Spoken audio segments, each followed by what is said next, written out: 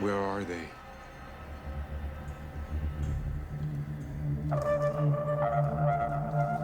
We had to build a set which was about 18 inches wide, I think, 6 foot deep and about 46 feet high. It was a really odd-shaped set. Since it was dark on the camera side, the light had to come through the top, and it had to go 4 stories and still hold its intensity without being super bright at the top and being nothing at the bottom.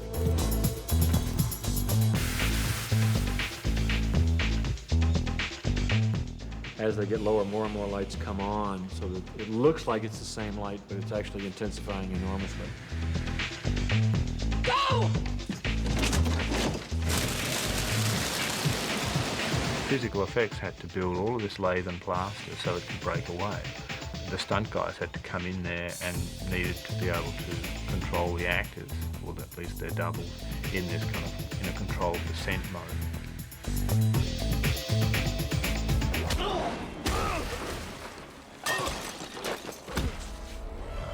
The fight in the bathroom is much scrappier than any of the other fights because it's in a confined space. We built a very basic flattage set, and then Wu-Ping and his team went in there and rehearsed it. And it started off at one size, and eventually it was kind of like half the size.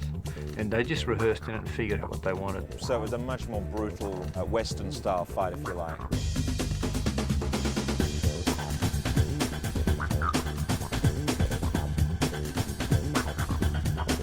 There were a few trouble spots. I have allergies, and it was in a warehouse, and it was really dusty. They kept putting the power dust on us, that white stuff that they covered me with. So I was sneezing uncontrollably. I remember changing camera angles a little bit.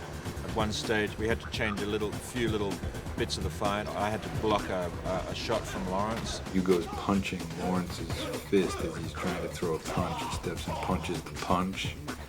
And it was very split-second timing. They did it a couple times, and then it was the third take. Wham! They hit fist, and you heard this like sort of crack, napple crack. It was just like, Oh, I'm sorry. I thought I'd broken my wrist one day, and it blew up, and so lots of little things like that. It was actually all right in the end. I think I hit Hugo in the chest at some point. And I got kicked in the ribs, and both my ribs were cracked. But that was something, again, I didn't discover some way down the track. But it was a kind of dirty, you know, dirty fight.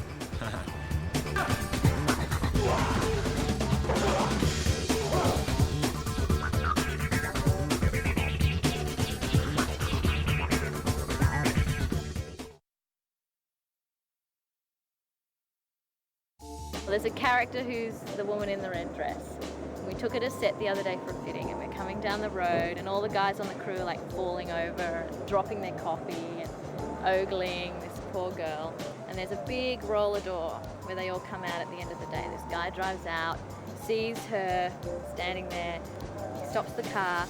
We can see the roller door coming down, and he's sitting in the car just looking at her. The roller door slams into the top of his car. He gets a really big fright, starts to drive forward. The roller door scrapes all the way across his windshield, all the way across the top, cracks his windscreen, and he's so embarrassed he drives off down the road. So we don't know how he's going to explain that to his wife.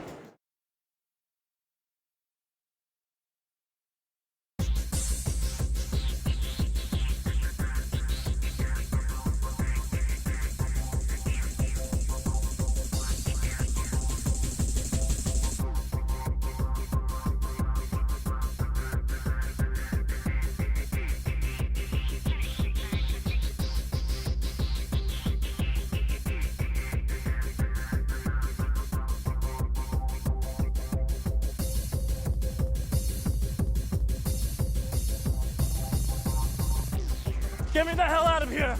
Got a patch on an old exit, Wabash and Lake. Help! Need a little help.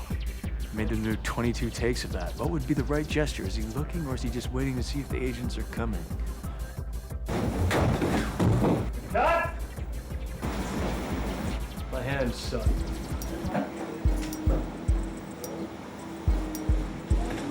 do it again. More? Yeah. You know, he pays really, really close attention to his physical movements. He's painstakingly serious about getting those things exactly as he wants them. Less of the hand when it comes up and just goes straight out. Pinky's all out. That's good. Stop picking on the pinky.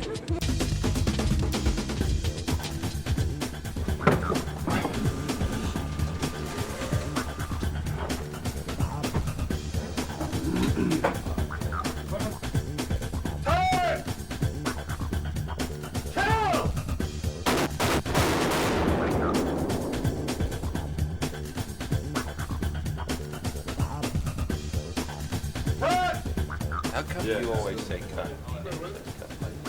My job. That's what I get the big bucks for. Saying cuss.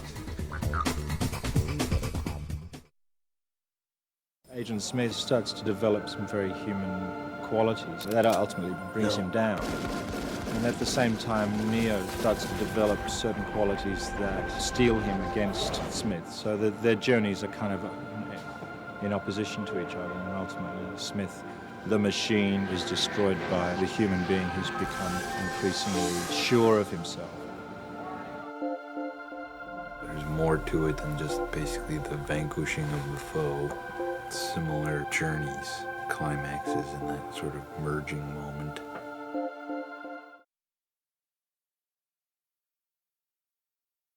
Oh, well, very early on in training, in fact, on day 2, I thought I'd done something to my leg.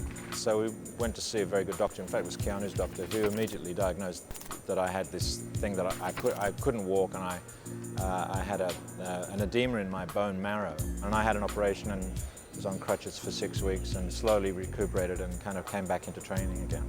It's funny because he had the hip and I had the neck. So it became how's the hip and how's the neck. This isn't a dojo, it's a hospital, it's a trauma. You're doing it for you. You like that little bit of pain. No, it was no pain at all. Was that general? It was local? spinal. Spinal, okay. So I watched the whole thing. You saw the... Yeah, I watched the operation.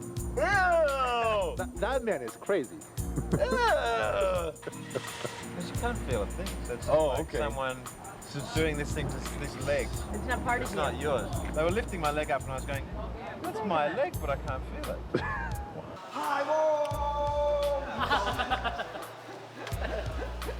And there was a whole thing about what were we going to do? Was I going to be out of the film? Was I going to stay in the film? Were we going to put all the fights back to the end of the shoot?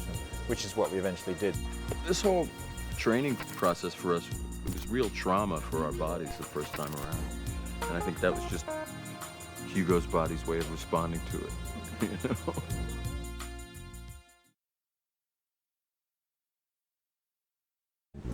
Hey, what's happening? Don't worry.